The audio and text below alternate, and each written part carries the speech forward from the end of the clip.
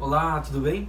Nessa oportunidade nós trataremos um pouco sobre o comunismo em aspectos mais gerais, né? A ideia aqui é fazer uma espécie de vistaço, um pantachaço em cima da ideia das ideias principais do comunismo, para que vocês possam entender um pouquinho mais e possivelmente aplicar nas próximas aulas, né, com maior rendimento.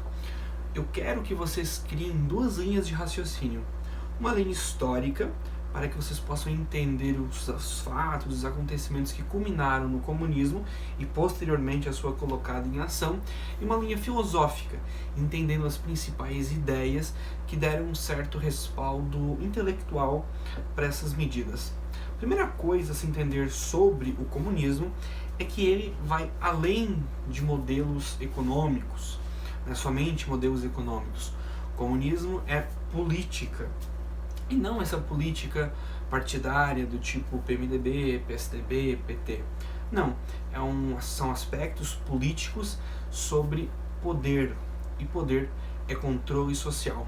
Portanto, quando nós temos uma ideia, uma ideologia que visa o controle social, nós deixamos isso no campo das ideias, da filosofia, como eu havia mencionado que Plotino fazia essa distinção no vídeo das boas-vindas, e partimos para um pensamento um tanto megalomaníaco, né? Um pensamento puramente materialista. Né? O comunismo, portanto, ele se opõe ao capitalismo não somente como um instrumento econômico, mas um método de poder.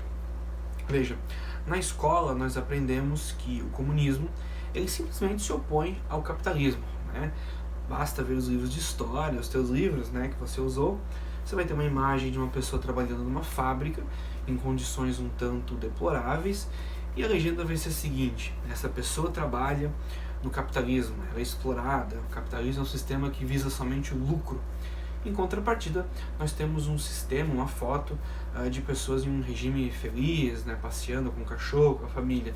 E a legenda é a seguinte: este fulaninho vive no socialismo, que é um modelo de justiça, um modelo de igualdade e tudo mais. Mas não é assim, porque ele quer transformar o mundo.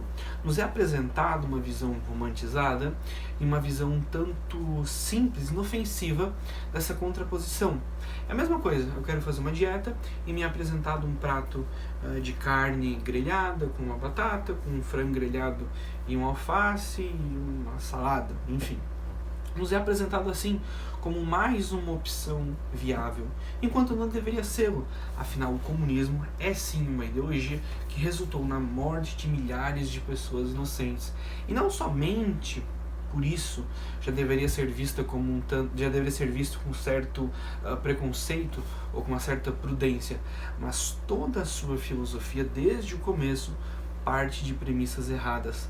Talvez nesse exemplo da salada, da dieta, o comunismo seria um prato cheio de chocolate, com leite condensado e polvilhado com açúcar. Parte desse princípio.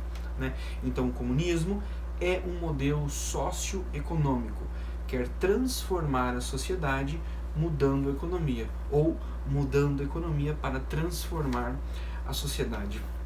Para a gente poder entender melhor o que é necessariamente o comunismo, né, e toda a sua história e suas correntes filosóficas, é interessante a gente dividir toda a história em três etapas. Uma etapa até a criação do comunismo, né, então uma fase histórica pré-Marx, uma fase posterior a Marx até a Revolução Russa, que foi o grande experimento, e da Revolução Russa em diante. E aqui na Revolução Russa eu faço um adendo, eu friso, que é aqui a grande diferença do comunismo raiz para um comunismo Nutella. Vamos dizer assim. Na era pré-Marx, nós temos um mundo colapsado pela Revolução Francesa, que foi um movimento cujo respaldo intelectual era basicamente o iluminismo, o racionalismo, que culminou em várias outras vertentes políticas, como o surgimento, né, como o reacionarismo, o liberalismo, o conservadorismo e o socialismo. Mas esse socialismo que surge antes de Marx não necessariamente possuía todas as características que foram atribuídas depois, né, por ele e Engels, né? Era um socialismo um tanto mais brando, né? Simplesmente movimentos de justiça social. Claro, eles visavam alterar uma ordem social, mudar de certa maneira a conjuntura social, mas nada tão grave quanto o socialismo pós-Marx, né? Havia também outros movimentos como o saint-simonismo, né, que foi criado por Saint-Simon, que tinha basicamente a mesma pegada de um socialismo tanto mais brando, né?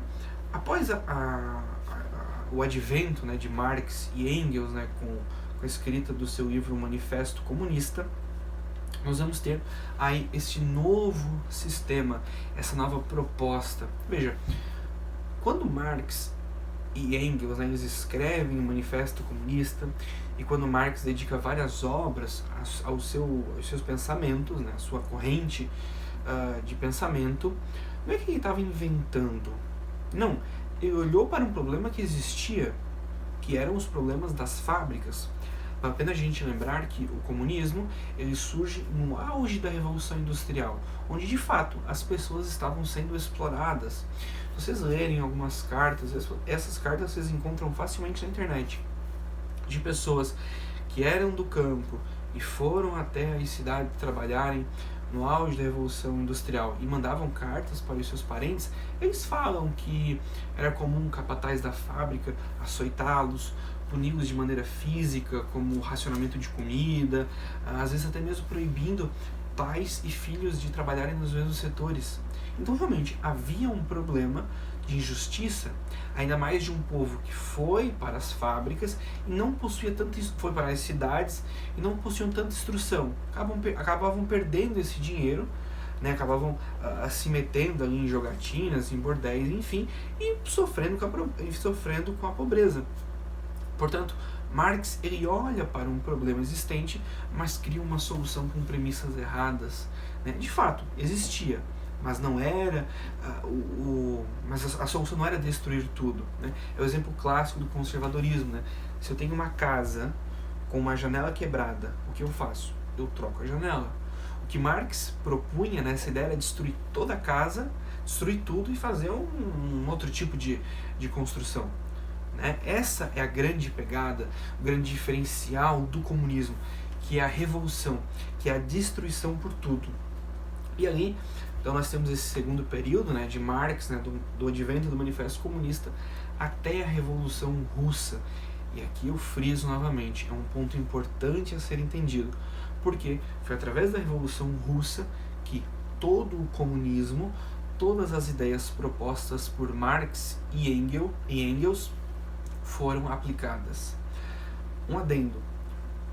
Marx ele não dizia necessariamente que a revolução deveria ser armada, uma revolução com a força, do tipo que Lenin fez na Rússia, né? Ele fala assim de revolução à base da força, uma revolução como o sinônimo ocidental, então de ruptura social e tudo mais. Inclusive, numa tentativa dos comunistas tomarem Paris, ele até fala, né, que um dos erros foi que eles não haviam pego em armas e tudo mais. Marx ele fala de revolução em alguns dos seus livros com uma forma um tanto mais branda também. Por exemplo, ele disse que um dos melhores métodos para implementar o comunismo é através do imposto de renda progressivo. Então, né, isso é claro, isso é um grande parênteses, né? Então eu tenho meu dinheiro, eu dou ao Estado, o Estado aumenta, as minhas propriedades consequentemente diminuem, e assim eu vou fazendo essa alteração de socialismo, de sociedade capitalista para o socialismo. Eu abdico de propriedades enquanto o Estado aumenta. E nós veremos mais para frente que quando o Estado estiver totalmente grande, quando tudo for socializado, aí essas pessoas, os detentores do poder, abdicarão dele e todos viverão em igualdade plena, enfim, essa é a grande distopia. Mas isso fica para a próxima aula. Portanto, a Revolução Russa ela tem esse aspecto importante, porque foi a primeira tentativa. Claro que, em paralelo à Revolução Russa, ali no leste europeu, havia, sim, outros países que estavam experimentando outras revoluções armadas, né? Não somente no leste europeu, mas em alguns países do ocidente, do oeste europeu também estavam pipocando. Mas o foco é que a Revolução Russa foi um grande banho de sangue.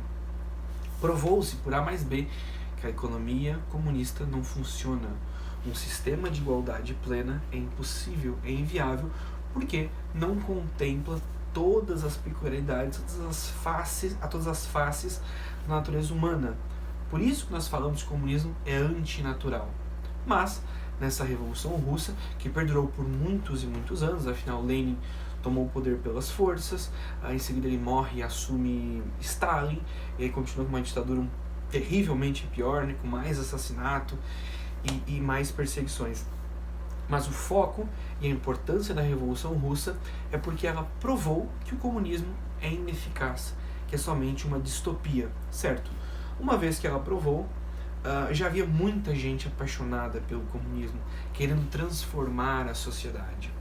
Porque uma coisa que nós veremos é que as grandes paixões humanas, as grandes paixões pela revolução, pela igualdade, pela alteração social, elas nascem de desejos e caprichos dos próprios caras que as escreveram. Nós veremos que Marx tinha problemas com a família e, portanto, queria destruí-la. Veremos que alguns outros intelectuais ao longo da história que usavam o marxismo como ataque à família, odiavam a própria família, que eles falavam de comunismo, falavam mal do sistema capitalista, mas eram porque eram fracassados financeiramente. Nós veremos isso mais pra frente, mas a base de toda a revolução comunista são as paixões. E são essas paixões que fazem da Revolução Comunista uma realidade através da Revolução Russa. Visto que ela não deu certo, era necessário mudá-la, dar uma nova cara para esse comunismo. Portanto, a partir da Revolução Russa, nós temos nosso terceiro ponto de estudo, que é desde 1917, né, quando os bolcheviques tomaram o poder na Rússia, até os dias de hoje, em que eles usam o progressismo, em que eles usam ideias absurdas para destruir a sociedade. O objetivo é sempre o mesmo: destruir o capitalismo, alterando a sociedade. Mas os membros que o farão, as pessoas, os revolucionários, é que vão mudando. Para Marx, os revolucionários deveriam ser os proletariados, os trabalhadores. De fato, na Revolução Russa, grande parte dos envolvidos eram sim trabalhadores inflamados por uma elite intelectual, inflamados por alguns militares com um pensamento um tanto anti-imperialista, sim, mas eram a maior parte da formação eram os trabalhadores. Quando o capitalismo se ajeita, se arruma, afinal, durante a Revolução Industrial era o surgimento desse capitalismo de livre mercado, ele se ajeita, ele começa a realmente distribuir as riquezas, começa a melhorar a vida das pessoas.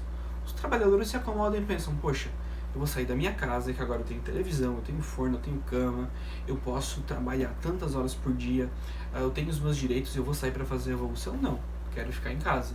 Então é necessário cooptar uma nova forma, os novos membros para fazer essa revolução. E aí é que os membros da escola de Frankfurt, oriundos após a Revolução Francesa, cooptam os lumpenproletariados, que era o que Marx falava, né, como os depravados, né, então homossexuais, mulheres, negros, e é onde surge toda a caterva progressista atual, né? Porque isso é o progressismo, né? É uma crença exacerbada de que o futuro será sempre melhor, em detrimento de um passado que sempre foi o pior. Portanto, quando nós perdemos essa referência histórica, quando nós perdemos essa linha, essa base, esse porto, tudo é viável.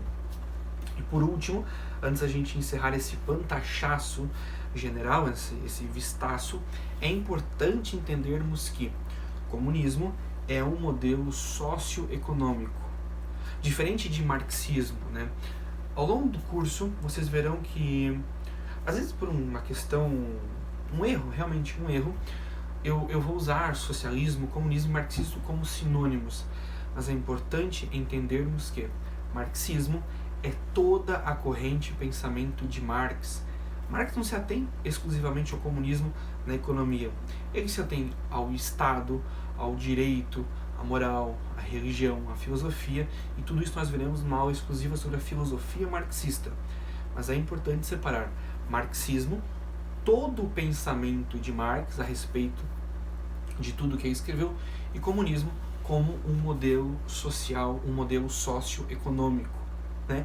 E socialismo como uma fase para este comunismo. Nós veremos mais para frente que, pela revolução de Marx, nós passaremos por uma revolução do proletariado, em seguida teremos uma sociedade socialista e, por último, comunista, dando aí uma base, né, para toda a distopia que veremos mais para frente. Eu acho que, em linhas gerais, era isso que eu queria falar para vocês hoje, para que vocês possam entender verdadeiramente, né, de maneira um tanto mais simples, o que é toda essa ideologia. Até breve e bons estudos.